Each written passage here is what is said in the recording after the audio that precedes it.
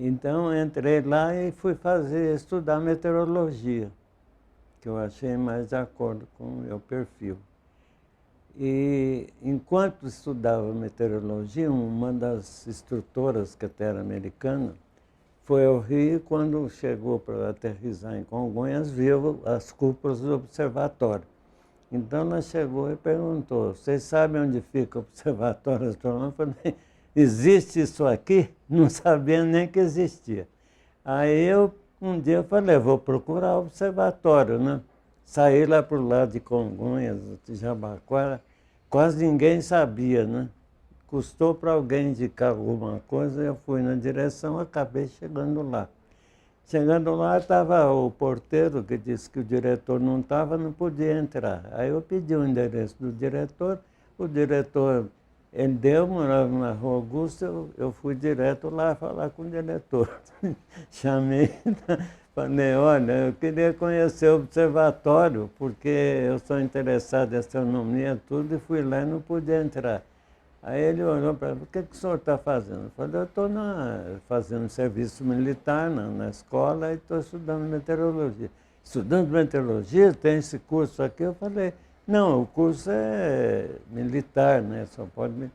Aí ele falou, que interessante. Eu falei, por que o senhor está interessado em meteorologia se o observatório astronômico? Aí ele disse, não, mas eu tenho uma estação meteorológica lá e seria interessante, se o senhor vai ficar no serviço militar, eu falei, só o tempo que for necessário, mas eu saio. Aí ele disse, quando sair, vem me procurar. Aí quando eu voltei, essa visita eu fiz em 46. Ainda não estava incorporada à USP, porque foi no fim do ano é que incorporou. Então, eu comecei a trabalhar no IAG em 1956 como técnico. Já são 61 anos desde que aquilo aconteceu.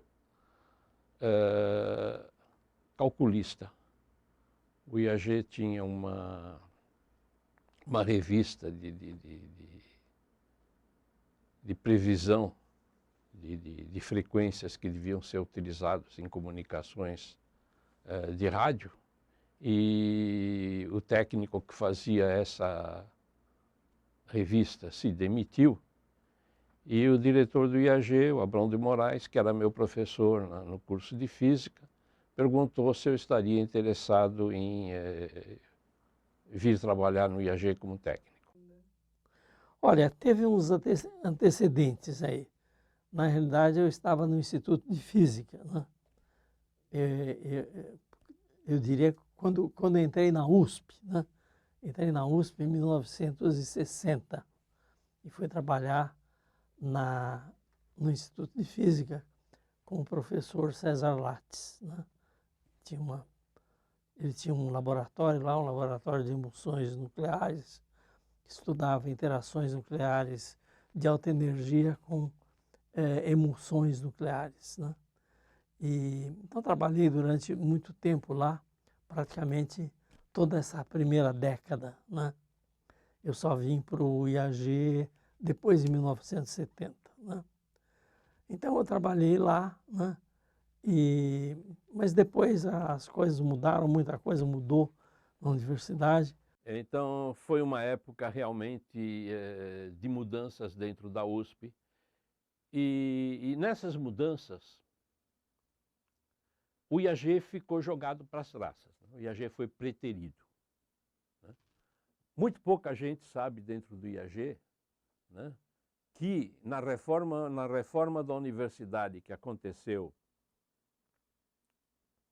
eu não sei dizer as datas, sobretudo porque eu não estava aqui nesse período, né, que aconteceu na década de 60, talvez, foi criado um instituto chamado Instituto de Geociências e Astronomia, que é o Instituto de Geociências hoje. E nesse Instituto de Geociências e Astronomia, e o IAG ficou uma coisa que não existia, né? Ficou assim uma coisa que estava fora do estatuto da USP. Né? Era um instituto, mas não era um instituto. Era uma coisa o IAG. Né? Então, que não tinha um arcabouço legal dizendo esse instituto existe para fazer isso, isso, isso, isso. Não, esse instituto era uma sobra do passado que ninguém sabia o que fazer com ela. Mas o professor Abrão de Moraes entrou na discussão e ele achava que não. Ele achava que o IAG era exatamente um instituto diferente, né? Que ele ia reunir aí astronomia, geofísica, meteorologia, né? E tratar de integrar essas coisas, né? Então ele podia fazer isso, o IAG, né? Mas o Instituto de Física não podia fazer, o Instituto de Geociências, embora tivesse astronomia no nome, também não podia, a Escola Politécnica muito menos, né? Então ficou essa discussão, né? O que faz com o IAG, né? Quer dizer, ele estava na prateleira lá, né? E ia ser jogado na reforma. E houve essa discussão e o professor Abrão de Moraes chegou a promover algumas reuniões para discutir o assunto. E eu, como tinha um assunto, algum interesse em geofísica, né? Eu também cheguei a participar dessas reuniões, né? Mas a coisa estava assim, sendo discutida, quando, de repente, em 1970, o professor Abrão morreu. Morreu no IAG, né? Lá na Água Funda, morreu trabalhando, né? Ele era uma pessoa que trabalhava muito, tal, né? E como ele dava muita aula, juntava tudo, então isso era muito trabalho para ele. Mas ele estava lá e morreu, né? E daí? O que se faz, né? E a morte do professor Abrão, ela foi traumática para a universidade. Ele era uma pessoa muito benquista, né? Ele era um professor excelente, né? Mal político, mas um professor excelente. E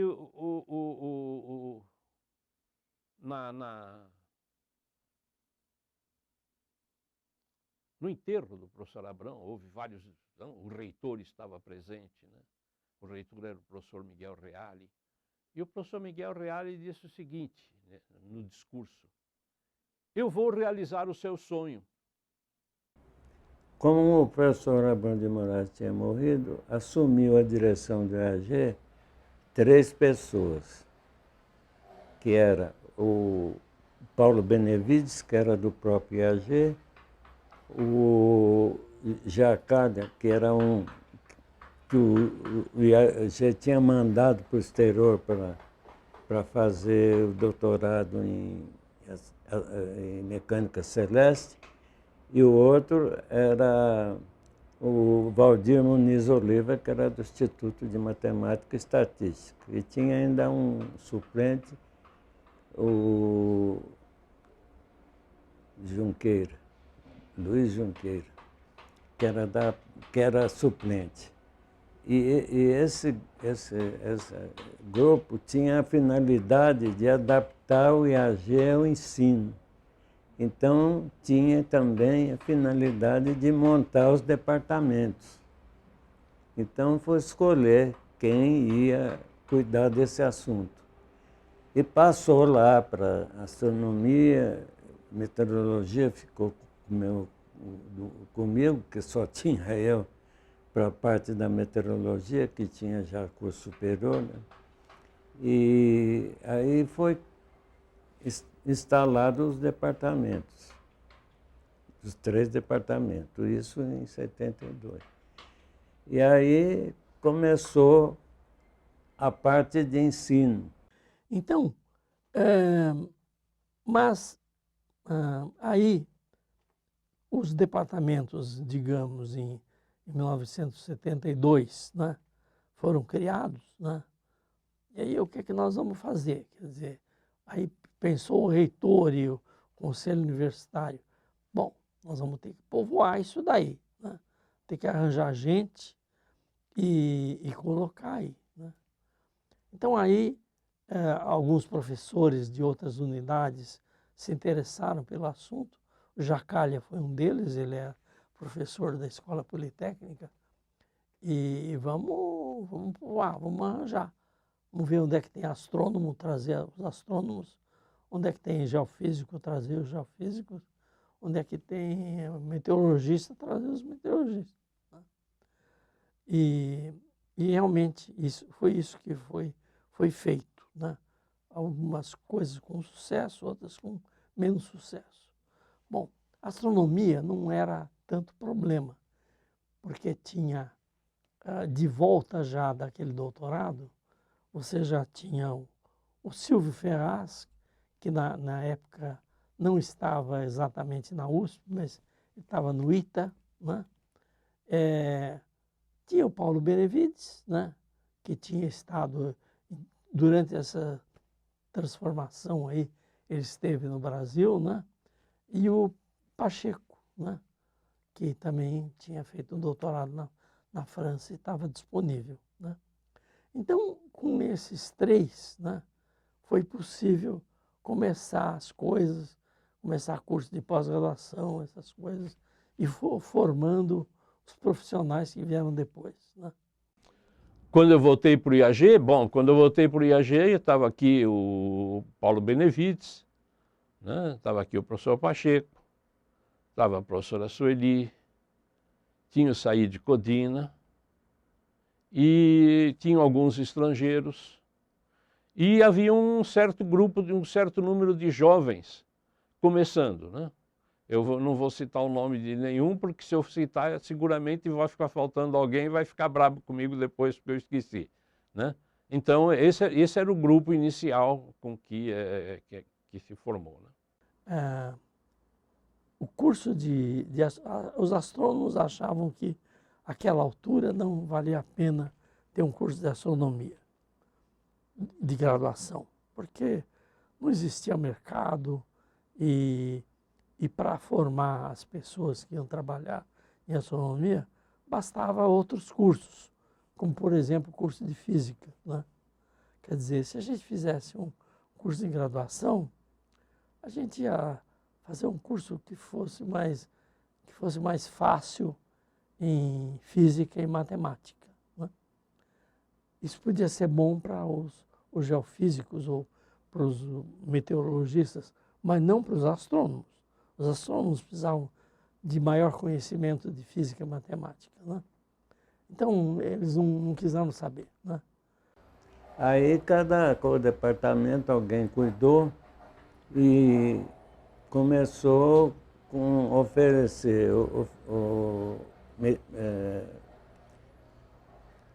disciplinas optativas para física, ou alunos de física ou matemática, tanto em meteorologia, geofísica e astronomia. Aí criou o departamento e tal. Aí um dos membros que fazia parte do lado, que dirigia o IAG, o Jorge Jacalha, ele foi nomeado diretor pro tempore, para organizar bem a coisa. Aí ele já dispôs os departamentos e resolveu criar o curso de graduação em meteorologia. Aí veja o que aconteceu.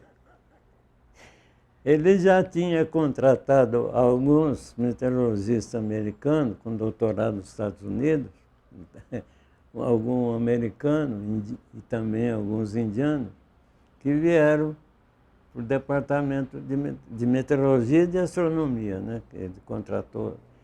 Aí chega lá o pessoal, tudo doutor, eu falei, bom, vocês têm que dar um jeito aqui no departamento para formar o departamento. Aí a turma ficava lá esperando que eu falasse para ele fazer. Bom, aí foram ficando... Bom, então vamos organizar o curso de meteorologia. Falei, então vocês vão me ajudar a estabelecer o curso de meteorologia, nas disciplinas, tudo. Ajudaram um pouco, de repente todo mundo foi embora. largaram a bomba na minha mão. Eu com mais ou menos o currículo preparado, né, a rede curricular, mas não tinha os assuntos, só tinha as matérias. Aí tive que procurar em observatório argentino, nos Estados Unidos, tudo para poder ver o que eu colocava no curso de meteorologia. Aí preparei tudo isso, e em 77 começou a formar o curso de graduação em meteorologia, que até foi atrasado, não fez a FUVEST, foi fazer o exame com outras faculdades da Unesp, não sei o quê, e acabou entrando os 10 alunos. Mas entraram assim, tudo solto, porque não tinha nem sala especial para pôr os alunos. Foi um mau começo, um mau começo. Agora, paralelamente a isso, né, tinha dois indivíduos, um casalzinho, simpáticos, os dois jovenzinhos, muito jovens, né, que era o Pedro, né, e a Maria Assunção, né, Pedro da Silva Dias. Né. O Pedro era... eu tinha sido... O pai do Pedro tinha sido professor da Faculdade de Filosofia, professor de matemática. Eu tinha sido aluno dele, né? E era uma pessoa muito simpática, o pai do Pedro, né? Mas, enfim, o casal, né? Eles já estavam casados, né?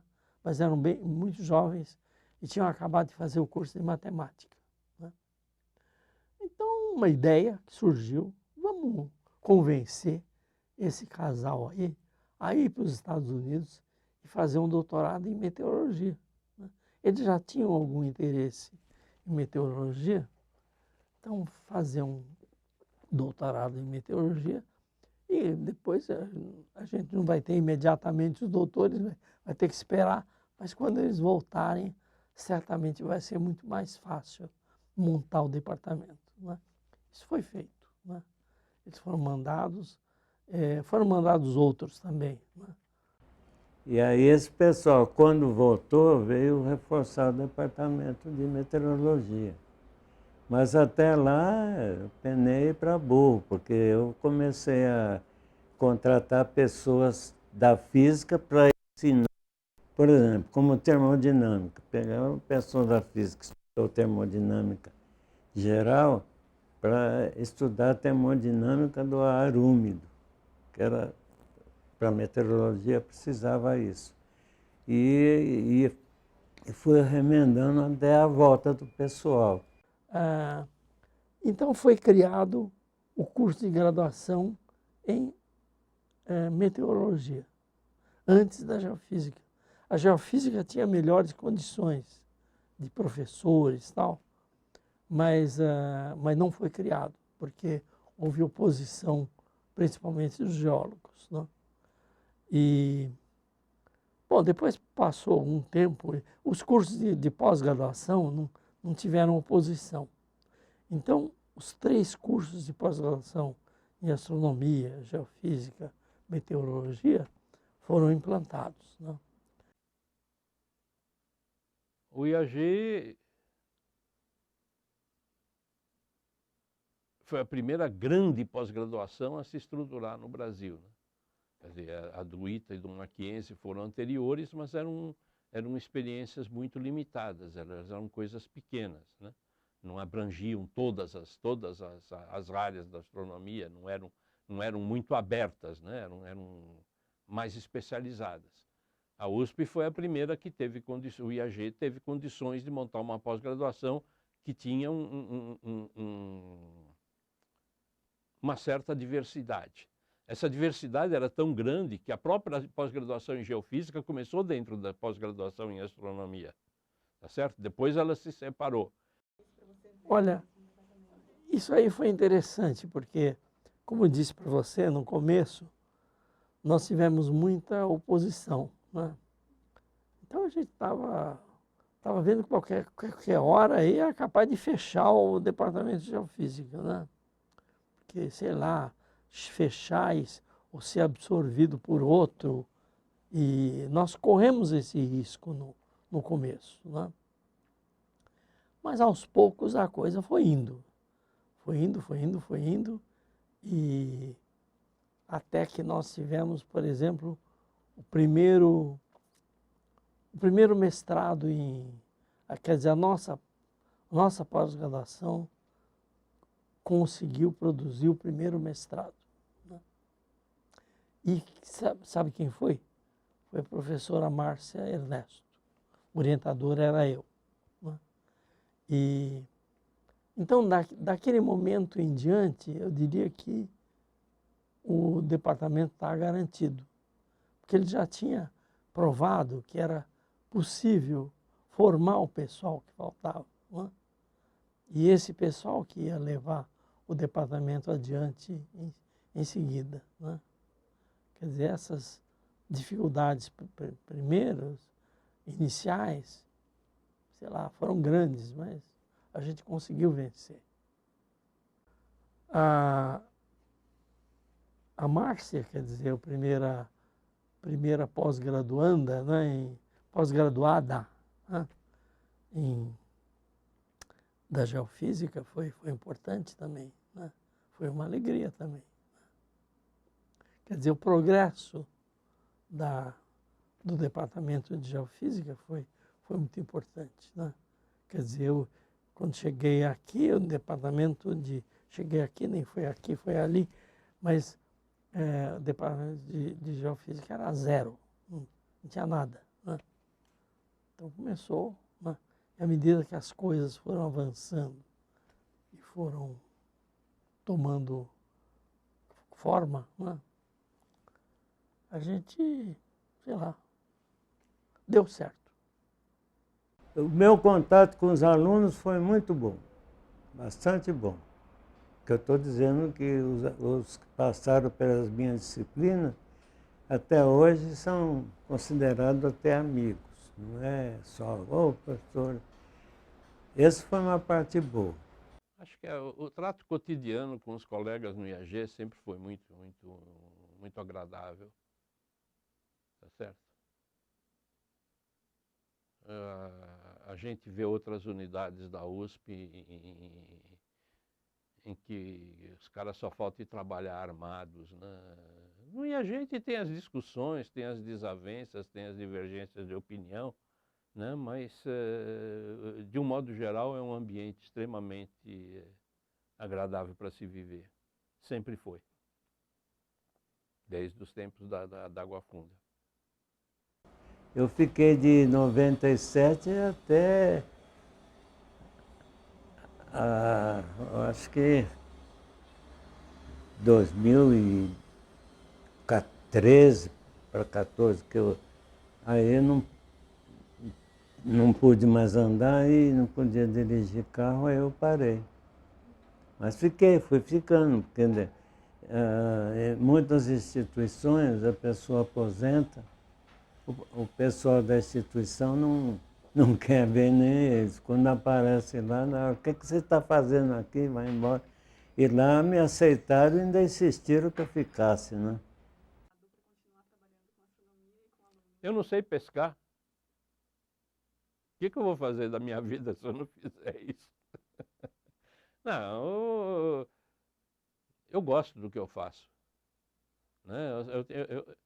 Eu lembro de amigos em conversa de botequim, né, dizendo o seguinte: é uma vergonha eu ser pago no fim do mês pelo que eu faço.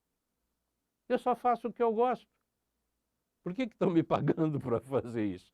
Né? Se eu fosse milionário, ia fazer isso sem precisar receber, né? Então, não, realmente, eu gosto do trabalho de formação de pessoal, eu gosto do trabalho de pesquisa, tá certo? Ontem passei o dia inteiro trabalhando, anteontem passei o dia inteiro trabalhando. Dia inteiro não, porque a idade afeta, né? Tá certo? Então, o número de horas que a gente consegue dedicar ao trabalho vai diminuindo drasticamente. Mas o tempo que eu tenho de cabeça, em geral, é utilizado num trabalho de pesquisa, né? Estamos acabando de escrever um artigo, começando a escrever outro. O que eu vou fazer? Eu vou ficar em casa? Não, o IAG é o seguinte, você, essas pessoas que se aposentam, né, quer dizer, um está louco para se aposentar para não fazer mais nada. Isso é a maior besteira do mundo, né? Quer dizer, você deve procurar se manter ativa até quando der, né? Quer dizer, se a cabeça e o corpo ajudarem a fazer alguma coisa de útil, você deve fazer, né? Isso dá satisfação para a gente, né? E até mantém a forma física, tal. Você precisa se mexer, né? E então essa é uma razão, né? O IAG acaba sendo para cada um de nós, né, um pouco alguma coisa que tem a mesma dimensão que a nossa casa, que a nossa família, tá certo? Afinal de contas são 60 anos no IAG, tá certo? Então o IAG foi a minha vida. Mesmo tempo que eu tive fora do IAG, sempre mantendo um relacionamento intenso com o IAG.